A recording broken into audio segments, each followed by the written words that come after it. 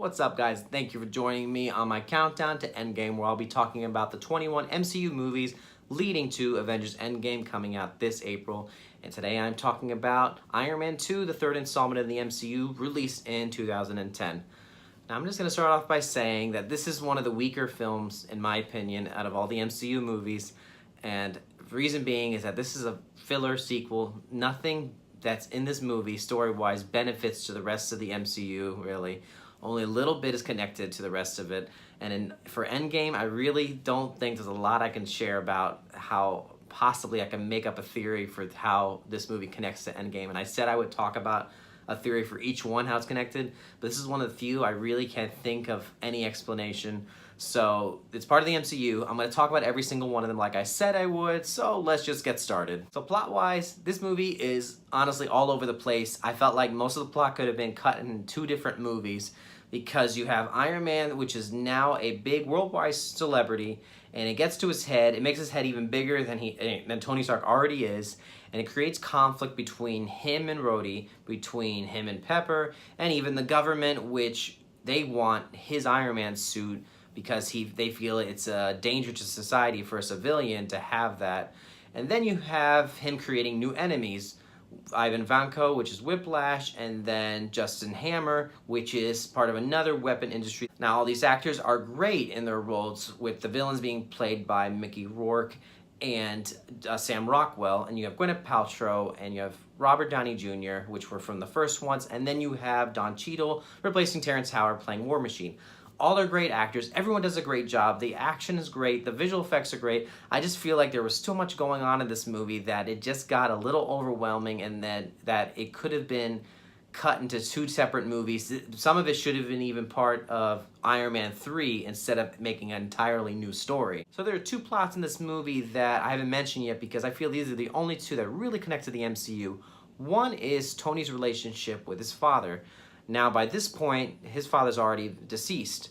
He's shown in archival footage, but you can tell they've had some type of rocky relationship throughout the years. We see Howard Stark later on in Captain America and in Civil War. So, though this movie has nothing really to do with MCU, having this relationship between him and his father really does project later on in the later MCU movies, and Howard Stark does play a pretty big role in Captain America. And then the other thing is S.H.I.E.L.D. S.H.I.E.L.D. is shown a bit more prominently in this movie, and you get Nick Fury, Agent Phil Coulson, and the introduction of Black Widow, played by Scarlett Johansson. Natasha will remain a floater at Stark with her cover intact, and you remember Agent Coulson, right? Yeah. Oh, and Tony, remember, I got my eye on you.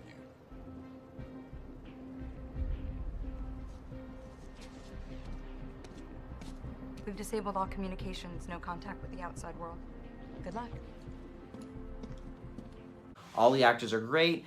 They do a great job of showing S.H.I.E.L.D. and having them try to recruit Iron Man into the Avengers Initiative. And for my fun fact for this movie, it goes back to Black Widow. It's told that Emily Blunt was originally slated to play Black Widow, but then she declined the role in order to make another movie. It was called Gulliver's Travels with Jack Black. I guess that was more important at the time. I can't see Mary Poppins as Black Widow. Just can't. This is an entertaining movie, don't get me wrong. I just wish it had a better connection to the rest of the MCU. Captain America's trilogy, all of them really connect really well to all these other movies. But movies like this, and later on when I mentioned Iron Man 3 and Thor: The Dark World, they don't really have that great of a connection. So that's why I don't think they're as strong as all the other movies.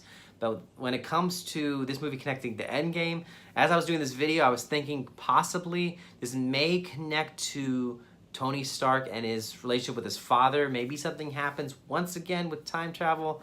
I'm just making this up as I'm talking about it because I feel like I want to make some sort of connection to this movie. But at this point, that's the only thing I can think of. We do know that Howard Stark obtained the Tesseract in Captain America. And somewhere I read here about Iron Man 2, when Tony's looking through some of the blueprints in one particular scene, you do see the blueprints for the Tesseract.